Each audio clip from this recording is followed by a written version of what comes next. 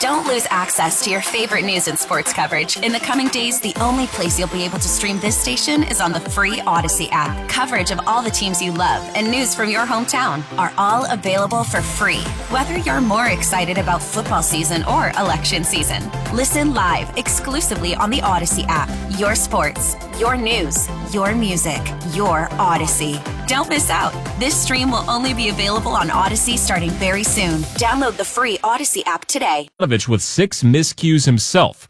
Some nice offense from Cade Sadiq, Hamidou Diallo bringing it as well, as that brought Detroit to within 10. So they would go on an 11-4 run for the remainder of the period. Would Milwaukee, it would be 85-68 Bucks going into that final stretch with the ball stolen 15 times at that point from the Pistons, and they would add 2 more in the remainder of the game. But again, Detroit was just down 10 in the middle of the third, and eventually it would just completely get away from them. In the final 12 minutes, Corey Joseph coming off the bench for some time in the backcourt along with Ivy, Livers, Stewart, and Bay. But in the words of Mark Champion, the floodgates would start to open up, and that deficit ballooned to 25 real quick.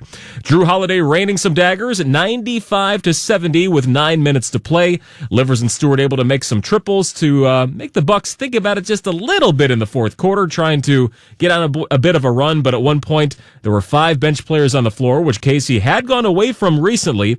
And sometimes you got to throw some things at the wall when nothing else is working, and it was just too little too late. Drew Holiday making his presence known again after hitting that dagger shot the other night, a double-digit quarter with 3 triples in about 90 seconds in one stretch. The lead hitting 26 with about 5 minutes to go. Bojan scoreless in the second half, and he has been the straw that stirs that offense's drink, so that was pretty detrimental to the Pistons. Eventually, the score would get way out of hand into the 30s, not truly indicative of most of the game, but in the end, a rout at the Fiserv Forum, 116-91. Detroit outscored 31-23 in the final quarter.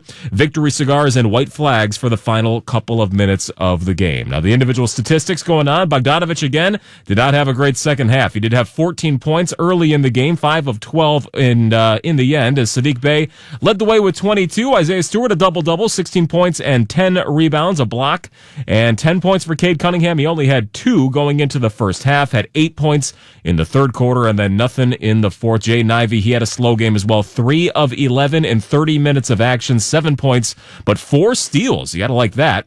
Back down toward the bench, 5 points for Killian Hayes, 4 apiece for Kevin Knox and Nerlens Noel. Isaiah Livers had 3, 4 for Hamidou Diallo. Rodney McGruder and Braxton Teague got into the game, but did not shoot, did not score for their couple of minutes of action. Now, again, that Pistons front court still severely hampered. They're waiting for the return of Jalen Duren, hopefully on Friday, as Marvin Bagley continues